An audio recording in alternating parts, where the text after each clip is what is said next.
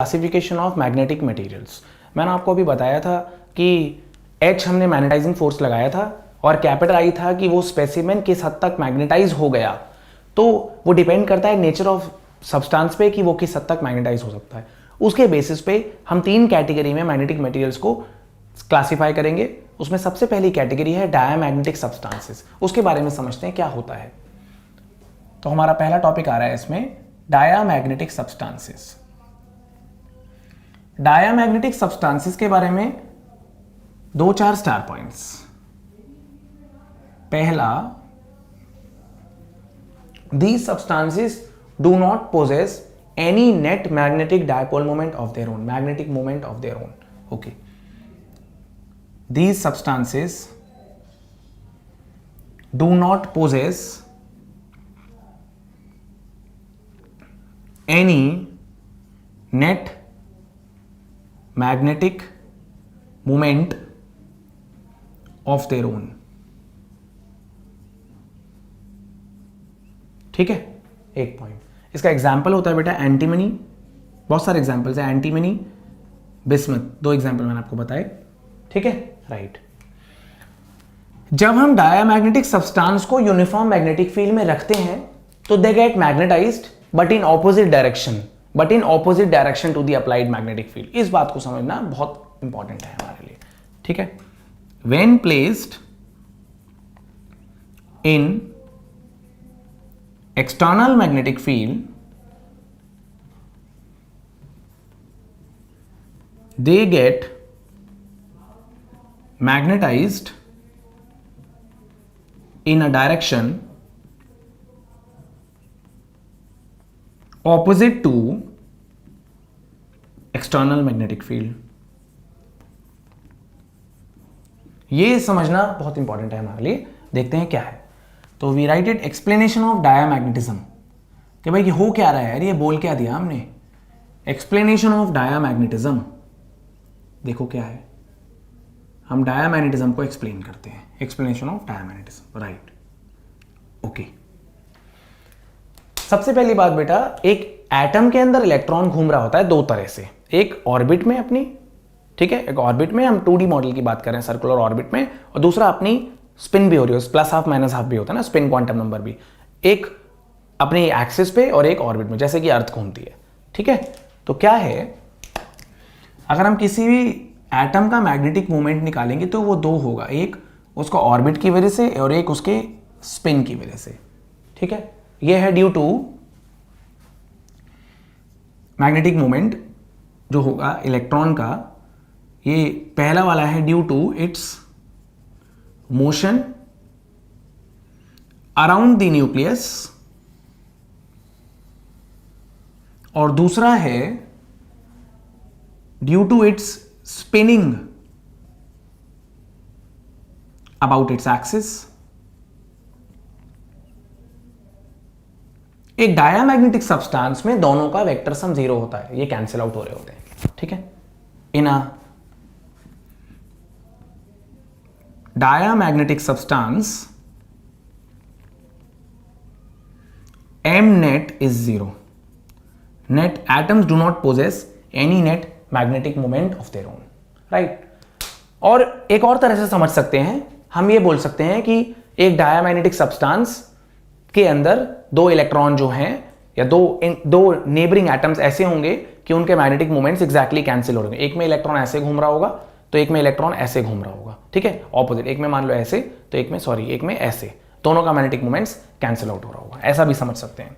एक diamagnetic substance can be suppose to be made up of 2 particle system, 2 electron systems, many 2 electron systems, जिसमें opposite घूम रहे होंगे electrons और magnetic dipole moments को cancel out कर रहे होंगे एक दूसरे का।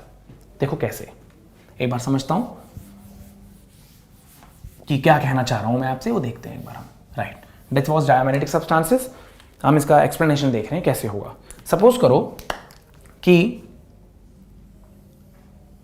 न्यूक्लियस के चारों तरफ, एक न्यूक्लियस है बेटा, उसके चारों तरफ एक इलेक्ट्रॉन घूम रहा है। राइट, इलेक्ट्रॉन घूम रहा है। ओके, ये इलेक्ट्रॉन हो गया। ठीक है, इलेक्ट्रॉन हो गया, एक ही इलेक्ट्रॉन है, वो घूम रहा है v वेलोसिटी से। राइट, तो अगर इलेक्ट्रॉन ऐसे घूम रहा है, ऐसे, ठीक है, ऐसे घूम रहा है, तो करंट ऑपोजिट फ्लो कर रहा है, ठीक है ना। अगर इलेक्ट्रॉन ऐसे घूम रहा है बेटा, ऐसे, तो करंट ऑपोजिट फ्लो कर रहा है। तो इसका मतलब हम ये मानेंगे कि करंट ऑपोजिट जा रहा है, ऐसे जा रहा है। इलेक्ट्रॉन ऐसे जा रहा है तो हम बोलेंगे कि करंट ऐसे फ्लो कर रहा है, ऐसे, ठीक है। और मैग्नेटिक डायपोल मोमेंट या मैग्नेटिक मोमेंट की डायरेक्शन कैसे निकाली थी हमने? मैग्नेटिक मोमेंट था number of turns, current, area, N cap. N cap कैसे निकालते थे? Curl the fingers of right hand in the direction of current, thumb देगा मैग्नेटिक डायपोल मोमेंट या मैग्नेटिक मोमेंट, ठीक है। तो इलेक्ट्रॉन ऐसे, करंट उल्टा, तो मैग्नेटिक मोमेंट ऐसे, राइट, मैग्नेटिक मोमेंट ऐसे, ओके। एक इसका पड़ोस वाला एटम होगा डायमैग्नेटिक सब्सटेंस के अंदर ही, एक और एटम होगा पड़ोस वाला एटम इसका, जिसमें इलेक्ट्रॉन हम मान लेते हैं ऑपोजिट घूम रहा होगा, ठीक है, राइट, कुछ ऐसे घूम रहा होगा इलेक्ट्रॉन, ठीक है। जब इलेक्ट्रॉन ऐसे घूम रहा होगा तो आपको पता है कि करंट ऑपोजिट आ रहा होगा, करंट फिर ऑपोजिट आ रहा होगा, और मैग्नेटिक डायपोल मोमेंट की डायरेक्शन ऐसे हो रही होगी एम वेक्टर की, ओके, राइट, बिल्कुल सही। अब अगर हमने एक एक्सटर्नल मैग्नेटिक फील्ड अप्लाई कर दी, एक्सटर्नल मैग्नेटिक फील्ड अप्लाई कर दी, ठीक है, अगले डायग्राम में अप्लाई कर देता हूं मैं। अगर हमने एक एक्सटर्नल मैग्नेटिक फील्ड अप्लाई कर दी, मान लो ऐसे, बी वेक्टर इस डायरेक्शन में, किस केस में? दोनों ही केस में, दोनों ही केस में हमने बी ऐसे अप्लाई कर दी, okay, not an issue, right. तो ये इलेक्ट्रॉन था, हम मान लेते हैं कि इधर था इलेक्ट्रॉन, ये इसकी वेलोसिटी थी v किसी भी इंस्टेंट पे, ठीक है, स्पीड कांस्टेंट रहेगी, सर्कुलर में मान लेते हैं v स्पीड से मूव कर रहा है, राइट। अब अगर हम देखें तो इलेक्ट्रॉन इधर जा रहा है, तो हम करंट ऑपोजिट मानेंगे, करंट ऑपोजिट मानेंगे, ठीक है, राइट। तो अगर हम v ऐसे ना लेके उल्टा लेते हैं, ठीक है, क्योंकि हम नेगेटिव चार्ज को नहीं पॉजिटिव चार्ज को q मान के चलते हैं, q v क्रॉस b में। तो अगर हम इलेक्ट्रॉन की वेलोसिटी ऐसे है तो हम मान लेते हैं कि एक पॉजिटिव चार्ज उल्टा जा रहा है, v ऐसे है, v ऐसे और b नीचे, तो v ऐसे, ठीक है ना। इलेक्ट्रॉन की वेलोसिटी ना लेके हमें पॉजिटिव चार्ज की डायरेक्शन लेनी होती है, मोशन ऑफ पॉजिटिव चार्ज, इसलिए मैंने वेलोसिटी के ऑपोजिट v मान लिया, ठीक है, क्योंकि इलेक्ट्रॉन के ऑपोजिट होगा, मतलब करंट की डायरेक्शन में v मान लिया, motion of charge, positive charge, v ऐसे क्रॉस b नीचे, एक फोर्स लगेगा बाहर की तरफ, लेकिन सेंट्रीपिटल फोर्स तो अंदर लगता है, तो जो फोर्स लगेगा बाहर की तरफ, it will be radially outwards and it will be opposite to centripetal force, ठीक है। Force, magnetic force will act radially outwards opposite to centripetal force. तो अगर भैया ऑपोजिट टू सेंट्रीपिटल फोर्स लगेगा तो इसका मतलब तो ये हो गया कि वेलोसिटी थोड़ी कम हो जाएगी, तो इलेक्ट्रॉन की वेलोसिटी थोड़ी सी कम हो गई, राइट, और मैग्नेटिक डायपोल मोमेंट जो आ रहा था वो भी थोड़ा सा कम हो गया, ठीक है। तो ये हो गया m minus delta m, right, okay. यहां पर क्या गेम था? अगर इलेक्ट्रॉन ऐसे आ रहा था, इलेक्ट्रॉन, तो हम, अगर इलेक्ट्रॉन ऐसे आ रहा था तो हम पॉजिटिव चार्ज मानेंगे, उल्टा जा रहा है, ठीक है, तो हम करंट ऐसे मानेंगे और हम मानेंगे v ऐसे है, v ऐसे है, ठीक है, जिधर को करंट जा रहा है उधर को v मान लेंगे और क्रॉस b करेंगे, b नीचे है तो फोर्स अंदर आएगा, रेडियली इनवर्ड आएगा, which will increase the value of centripetal force, ठीक है। तो force will be, magnetic force will be radially inwards and it will increase the value of centripetal force. It will increase the value of centripetal force. Centripetal force की value को increase करेगा, तो इसका मतलब है इसकी वेलोसिटी थोड़ी सी बढ़ जाएगी और मैग्नेटिक मोमेंट भी थोड़ा सा बढ़ जाएगा, इंक्रीज हो जाएगा, क्योंकि वेलोसिटी बढ़ने से करंट बढ़ जाएगा, ठीक है ना। तो ये हो जाएगा m प्लस डेल्टा m। अगर हम डायमैग्नेटिक सब्सटेंस के अंदर दोनों एटम को मान के चलते हैं, पड़ोसी एटम को, और मैग्नेटिक डायपोल में चेंज निकालते हैं, वेक्टर सम करते हैं दोनों का, तो क्या आएगा वेक्टर सम में बेटा?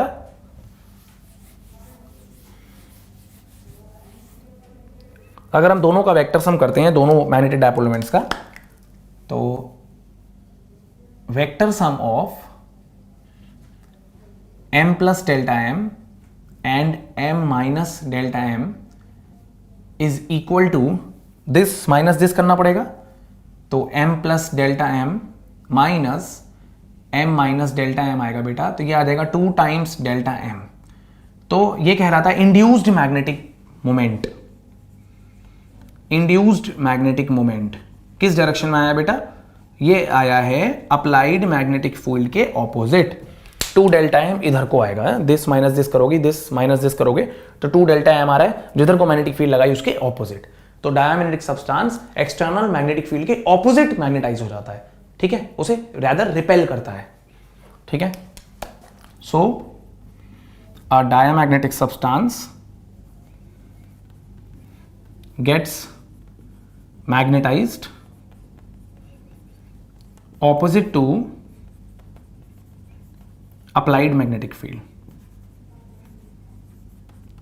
opposite to applied magnetic field, applied magnetic field के opposite मैग्नेटाइज हो जाता है, ठीक है ना, राइट। और कुछ 2-4 स्टार पॉइंट्स, इंपॉर्टेंट पॉइंट्स देखेंगे डायमैग्नेटिक सब्सटेंस का। देखो बेटा, मैंने आपको सिर्फ इतनी बात बताई है इसमें कि यहां पर इलेक्ट्रॉन मान लो एक एटम में ऐसे घूम रहा है, दूसरे एटम में ऐसे घूम रहा है, करंट्स मैंने ऑपोजिट लिए, और मैंने F equal to q v cross B लेकर के एक में देखा सेंट्रीपिटल फोर्स कम हो रहा है और एक में बढ़ रहा है। दोनों मैग्नेटिक डायपोल मोमेंट्स का जब मैंने रिजल्टेंट निकाला तो 2 टाइम्स डेल्टा एम आ गया, जो कि अप्लाइड मैग्नेटिक फील्ड के ऑपोजिट आ रहा था, right. This was explanation of diamagnetism. और 2 स्टार पॉइंट देखते हैं हम डायमैग्नेटिक सब्सटेंस के बारे में।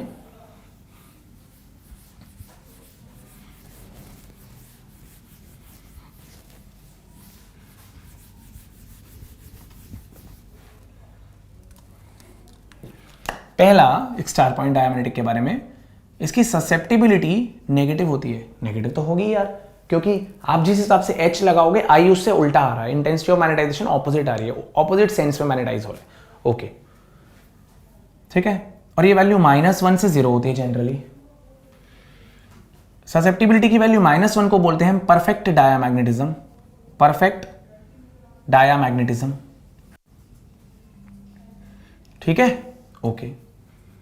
रिलेटिव मैग्नेटिक परमेबिलिटी की वैल्यू 1 प्लस ससेप्टिबिलिटी होती है, तो इधर ऐड कर लो 1 प्लस ससेप्टिबिलिटी ऐड कर लो सब जगहों पर, -1 + 1, 1 प्लस ससेप्टिबिलिटी लेस देन 0 + 1, ये आ गया 0 less than equal to μr less than 1। 0 होती है परफेक्ट डायमैग्नेटिज्म के लिए।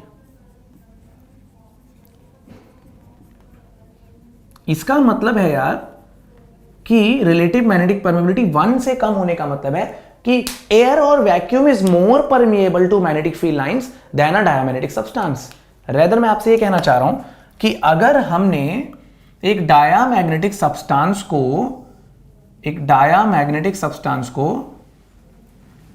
एक मैग्नेटिक फील्ड में रखा, तो मैग्नेटिक फील्ड लाइंस उससे पास नहीं करेंगी, वो दे गेट रिपेल्ड।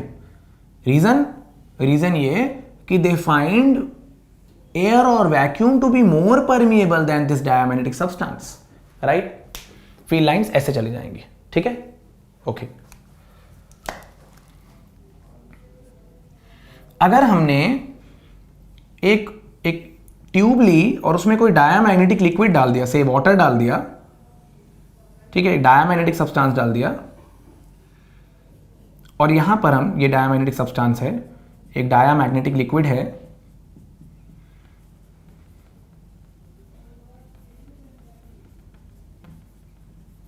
एक डायामैग्नेटिक लिक्विड है बेटा।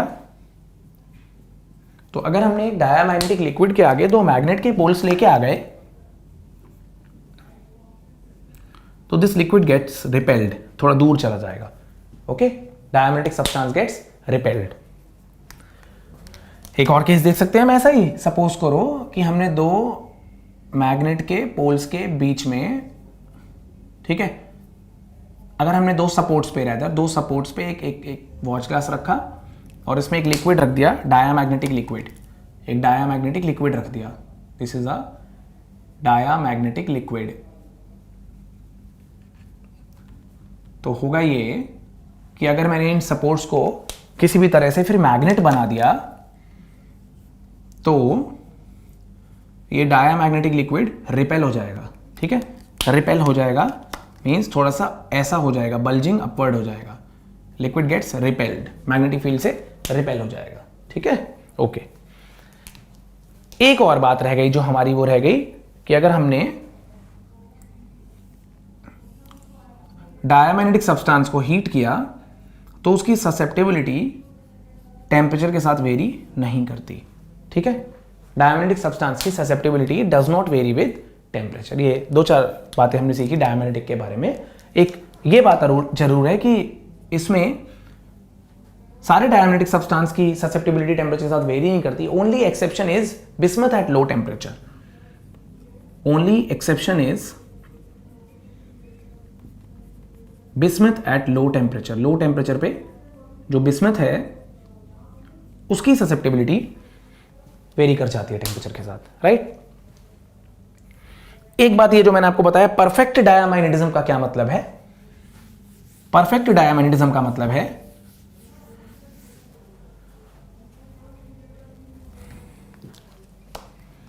कि अगर हमने कोई डायामैग्नेटिक सब्सटेंस रखा जिसकी रिलेटिव मैग्नेटिक परमेबिलिटी 0 है, तो एक भी फील्ड लाइन, देखो इस केस में तो ऐसा हो सकता है डायमैग्नेटिक में कि एक आध फील्ड लाइन अंदर से चली जाए, भाई diamagnetic substance is less permeable to magnetic field lines, but यहां एक पॉसिबिलिटी ये है कि एक आध फील्ड लाइन जा सकती है अंदर से, ठीक है, मतलब अगर एयर की permeability mu r, relative magnetic permeability 1 है और डायमैग्नेटिक की 0.7 है या 0.3 है, तो इसका मतलब 30% लाइन्स इससे जाएंगी और बाकी बची हुई 70% लाइन्स उससे जाएंगी। या आप ऐसा देख सकते हो कि अगर एयर की 1 है और इसकी 0.3 है तो वही रेशियो में डिवाइड हो जाएगी, ठीक है, से 0.3 बाय 1.3 और 1 बाय 1.3 इतनी लाइन्स चली जाएंगी, ठीक है ना, राइट। लेकिन अगर रिलेटिव मैग्नेटिक परमेबिलिटी 0 ही हो गई तो भैया वो सब्सटेंस तो मैग्नेटिक फील्ड लाइंस के लिए इम्परमिएबल हो गया, परमिएबल ही नहीं है, तो ऐसे केस में फील्ड लाइन क्रॉस ही नहीं करेंगी, हम ऐसे केस को बोलेंगे परफेक्ट डायमैग्नेटिज्म। हालांकि जो मैंने पहले बना रखा था वो भी एक परफेक्ट डायमैग्नेटिज्म का ही एग्जांपल था, परफेक्ट डायमैग्नेटिज्म, ठीक है, this is an example of perfect diamagnetism. Perfect diamagnetism इस इफेक्ट को बोलते हैं मीजनर इफेक्ट, कि मैग्नेटिक फील्ड इंटेंसिटी 0 हो गई मेटल के अंदर, किसी सब्सटेंस के अंदर, ठीक है, हमने देखा है कि मेटल के अंदर इलेक्ट्रिक फील्ड इंटेंसिटी 0 होती थी बट मैग्नेटिक फील्ड इंटेंसिटी 0 नहीं होती थी, ठीक है, इस केस में मैग्नेटिक फील्ड इंटेंसिटी 0 हो जाएगी, ठीक है बेटा। बच्चों अगला मटेरियल करते हैं पैरामैग्नेटिक सब्सटेंस। पैरामैग्नेटिक सब्सटेंस क्या है देख लो आप, डाया हम कर चुके हैं, अभी पैरामैग्नेटिक सब्सटेंस देखते हैं।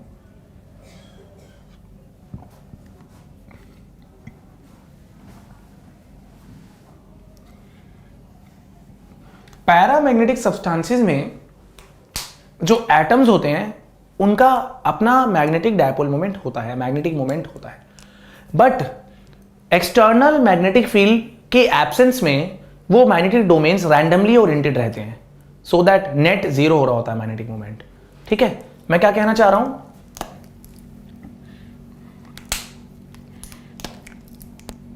एक स्पेसिमेन है, ठीक है,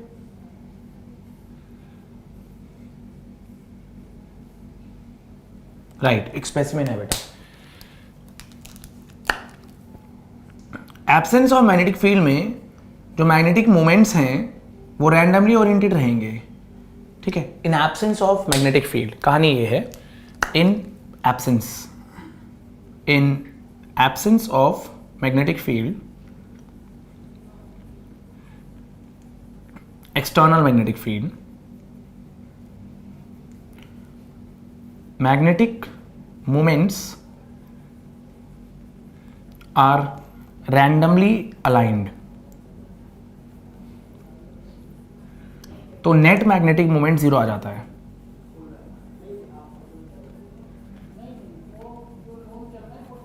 नेट मैग्नेटिक मोमेंट आ जाएगा 0। लेकिन अगर आपने एक एक्सटर्नल मैग्नेटिक फील्ड अप्लाई कर दी तो क्या होगा? अगर आपने एक एक्सटर्नल मैग्नेटिक फील्ड अप्लाई कर दी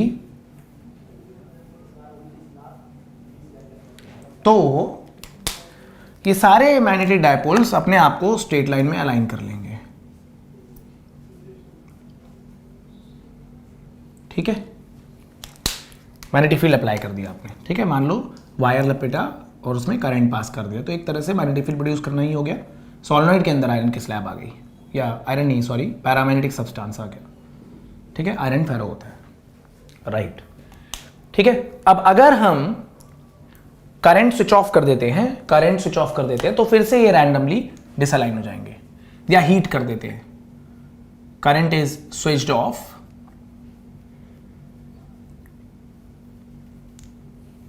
या फिर सैंपल इज हीटेड। ठीक है बेटा, तो ऐसा करने पे फिर से मैग्नेटिक मोमेंट डायपोल जो है वो रैंडमली ओरिएंटेड हो जाएंगे फिर से। ऐसे सब्सटेंस को हम पैरामैग्नेटिक सब्सटेंस बोलते हैं। एक्सटर्नल मैग्नेटिक फील्ड में मैग्नेटाइज हो जाएगा, बट उसकी एब्सेंस में फिर से वो मैग्नेटिक फील्ड लूज कर देगा। ठीक है, राइट।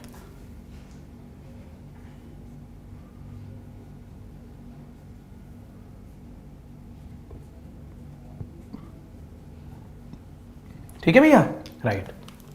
ये बात हो गई हमारी पैरामैग्नेटिक सब्सटेंस की। Okay, right. पैरामैग्नेटिक सब्सटेंसेस के बारे में 2-4 स्टार पॉइंट्स देखते हैं बेटा। अब हम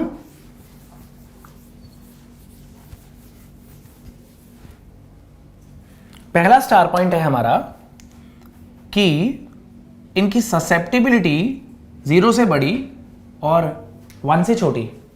E is a small positive number, small positive number, एक स्मॉल पॉजिटिव नंबर है, राइट।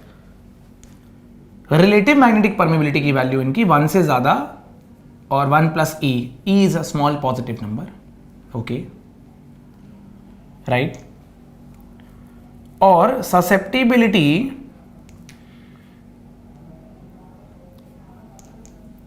अगर हम टेम्परेचर के साथ देखते हैं कैसे वेरी करेगी, तो ये वेरी करती है टेम्परेचर के साथ इनवर्सली।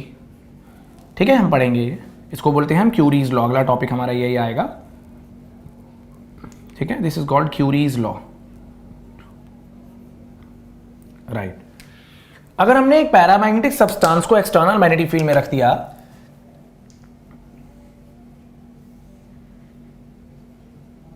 पैरामैग्नेटिक सब्सटेंस को अगर हमने एक्सटर्नल मैग्नेटिक फील्ड में रख दिया, तो most of the field lines prefer to pass through the paramagnetic substance, क्योंकि उसकी परमेबिलिटी एयर की परमेबिलिटी से ज्यादा होती है। ठीक है, most of the field lines prefer to pass through paramagnetic substance. ज्यादातर फील्ड लाइंस पैरामैग्नेटिक सब्सटेंस से ही पास करेंगी, बट ऐसा भी हो सकता है कि एक आध फील्ड लाइन बाहर से चले जाए, क्योंकि इतनी भी कम नहीं है एयर की परमेबिलिटी। ठीक है, राइट। वैसे ही जो हमने ट्यूब वाला केस किया था,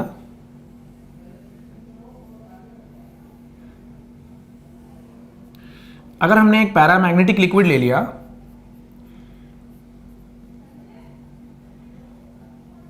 पैरामैग्नेटिक लिक्विड, और 2 मैग्नेट के पोल्स के पास में ले आया,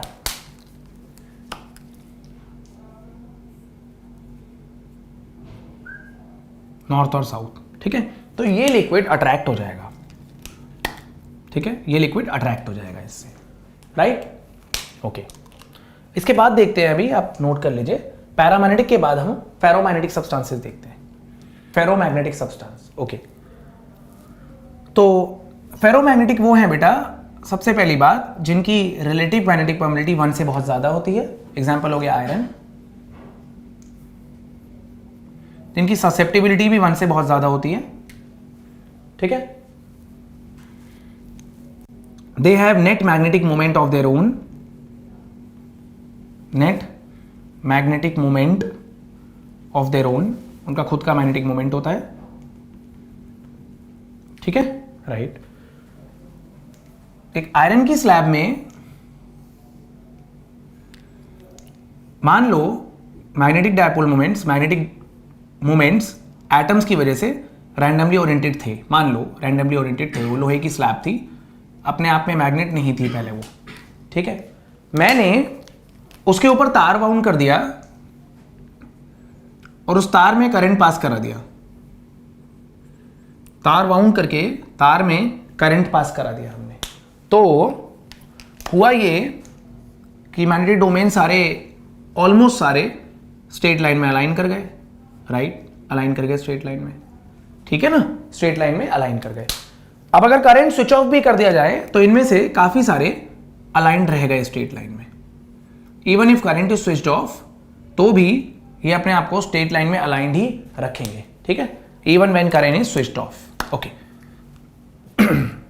ससेप्टिबिलिटी और रिलेटिव मैग्नेटिक परमिबिलिटी के बाद अगर हम देखें, अगर हमने कोई फेरोमैग्नेटिक सब्सटेंस लिया और एक एक्सटर्नल मैग्नेटिक फील्ड में रख दिया तो ऑलमोस्ट भी नहीं बल्कि सारी ही मैग्नेटिक फील्ड लाइंस उस फेरोमैग्नेटिक सब्सटेंस से क्रॉस करेंगी, क्योंकि मैग्नेटिक परमिबिलिटी बहुत ज़्यादा है, 700, 800, 1000, 2000 तक होती है ना।